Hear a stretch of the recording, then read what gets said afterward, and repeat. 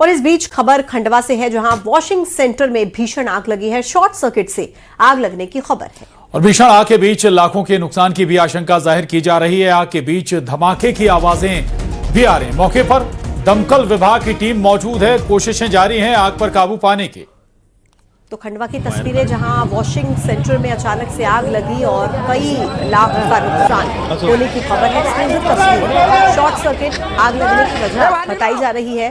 फिलहाल fire brigade की team मौके पर मौजूद और आग को बुझाने में जुटी हुई। एक्सक्लूसिव तस्वीरें आपके टीवी स्क्रीन पर आग लगी हुई नजर आ रही है। दरअसल लाखों का नुकसान भी इस आग में हुआ है। शॉर्ट सर्किट इसके पीछे बड़ी वजह बताई जा रही है।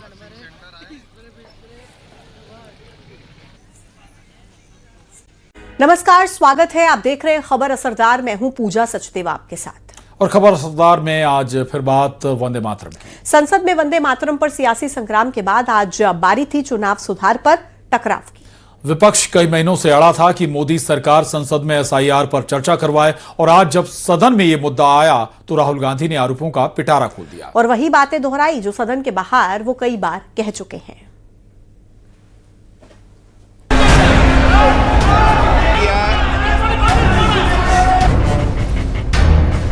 जुबान लड़खड़ा रही थी, हमारा एक शब्द गलत था, हम समझ नहीं पाए। आज लोकसभा में उस मुद्दे पर चर्चा शुरू हो गई है जिस पर विपक्ष ने कई महीनों से सियासी बवाल मचाया हुआ है। ये मुद्दा है चुनाव सुधार का, जिसमें एसआईआर भी शामिल है। Saying that institutions of India are captured, and I will come to the point, which is Election Commission is captured.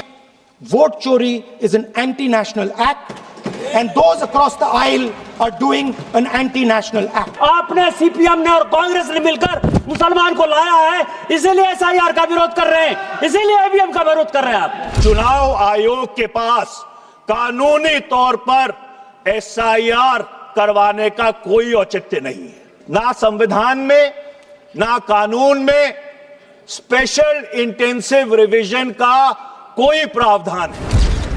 इसके बाद मोर्चा संभालने आए अखिलेश यादव ने सरकार पर तो हमला किया ही, लगे हाथ कांग्रेस पर भी तंज कस दिया। थोड़े दिनों बाद सुधार आया है कांग्रेस में। उन्होंने कहा, और अध्यक्ष महोदय मेरा भी सुझाव है कि इलेक्शन बैलेट पेपर से होना चाहिए, और मैं उम्मीद करता हूं कि इलेक्शन कमीशन भविष्य में फेयर काम करेगा। अरे आप ईवीएम के बजाय आप बूथ लूटने का उपाय चाहते हैं। बैलेट जो था वो बूथ लूटने का हथकंडा था, जिसको चुनाव आयोग ने हटा दिया गया, और ये एक सही निर्णय था। चुनाव सुधार नहीं हो रहा है, चुनाव उजाड़ हो रहा है। ये चुनाव उजाड़ का ही एक पार्ट एसआईआर है। जिस इलेक्शन कमिश्नर ने एमएस गिल ने हिंदू हृदय सम्राट बाला साहब ठाकरे जी का वोट का अधिकार छीन लिया गया था, आज उसी कांग्रेस के साथ इनको बैठना पड़ रहा है। इनके नेता तो जब चुनाव होते हैं तभी बाहर चले जाते हैं, ये चुनाव कैसे जीतेंगे। इस बीच एक और बड़ी सियासी घटना हुई है। दिल्ली की एक अदालत ने कांग्रेस नेता सोनिया गांधी को वोटर लिस्ट मामले में नोटिस जारी किया है। आरोप है कि सोनिया गांधी भारत की नागरिकता लेने से पहले वोटर बन गई। साल 1980 में कथित रूप से उनका नाम वोटर लिस्ट में शामिल हुआ था, जबकि उन्हें भारतीय नागरिकता आधिकारिक तौर पर 30 अप्रैल 1983 को मिली। कोर्ट ने इस मामले में दिल्ली पुलिस से भी जवाब मांगा है। और कांग्रेस नेता सोनिया गांधी आज 79 साल की हो गई। इस बीच दिल्ली की राउज एवेन्यू कोर्ट ने बर्थडे वाले दिन ही सोनिया गांधी को नोटिस भेज दिया। उन पर भारत की नागरिकता मिलने से पहले ही वोटर लिस्ट में नाम दर्ज कराने का आरोप है। प्रियंका गांधी ने सरकार पर बेवजह परेशान करने का आरोप लगाया। वहीं बीजेपी का कहना है कि कोर्ट के आदेश पर कानूनी जांच हो रही है, इसमें किसी को दिक्कत नहीं होनी चाहिए।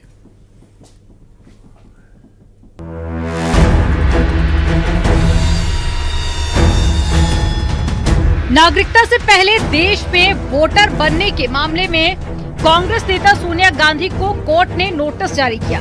दिल्ली की राउज एवेन्यू कोर्ट ने नोटिस जारी करके सोनिया गांधी से मामले में उनका जवाब मांगा है। प्रियंका गांधी ने इस मामले पर कहा है कि सोनिया गांधी ने वोट तब डाला जब वो नागरिक बनी, और उन्होंने पूरी उम्र देश की सेवा की है, इसलिए उन्हें बेवजह परेशान करना गलत है। पहले से उन्होंने वोटर लिस्ट वोट डाला है देश के अंदर। प्रमाण है उनके पास? बिल्कुल झूठ है, बिल्कुल झूठ है। उन्होंने वोट तब डाला जब वो सिटीजन बनी। प्रमाण दिखाएं। ये झूठ क्यों बोल रहे हैं लोग, आखिर क्यों? अब पता नहीं क्यों उनके पीछे पड़े हुए हैं। वो बेचारी 80 साल की होने वाली हैं, पूरी उम्र उन्होंने देश की सेवा की है, तो मतलब इस उम्र में तो छोड़ देना चाहिए।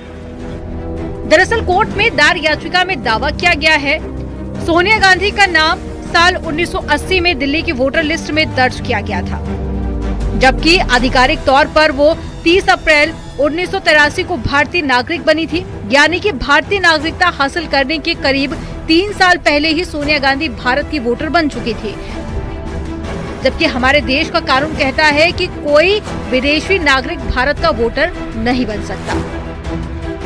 सोनिया गांधी भारतवर्ष की नागरिक नहीं थी और उसके बावजूद नई दिल्ली पार्लियामेंट्री सीट में इलेक्टोरल रोल में आदरणीय सोनिया गांधी जी का नाम आता है, उसका अर्थ है कि कहीं न कहीं some documents must have been forged. कुछ डॉक्यूमेंट्स फोर्ज किए गए होंगे। नकली दस्तावेजों के आधार पर सोनिया जी भारत की नागरिक नहीं होने के बावजूद इलेक्टोरल रोल में उनका नाम आया था। अब चूंकि जुडिशरी ने सोनिया जी को नोटिस इशू किया है। यही नहीं, आरोप है कि सोनिया गांधी का ये वोटर कार्ड घोटाला है और एक नहीं 2 बार हुआ है।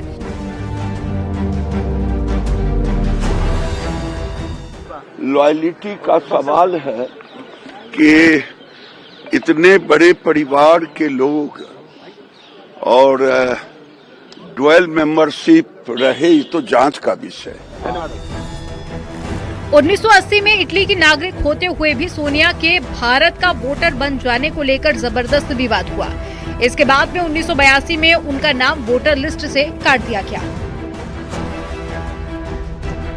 पहले मजिस्ट्रेट कोर्ट में एक शिकायत दर्ज की गई थी और मांग की गई थी कि सोनिया गांधी के खिलाफ एफआईआर की जाए, लेकिन मजिस्ट्रेट कोर्ट ने इससे इनकार कर दिया। अब मजिस्ट्रेट कोर्ट के फैसले के खिलाफ दिल्ली के राउज एवेन्यू कोर्ट में दायर याचिका पर कोर्ट ने ये नोटिस जारी किया। मामले में अगली सुनवाई 6 जनवरी को होगी। Bureau report, news 18।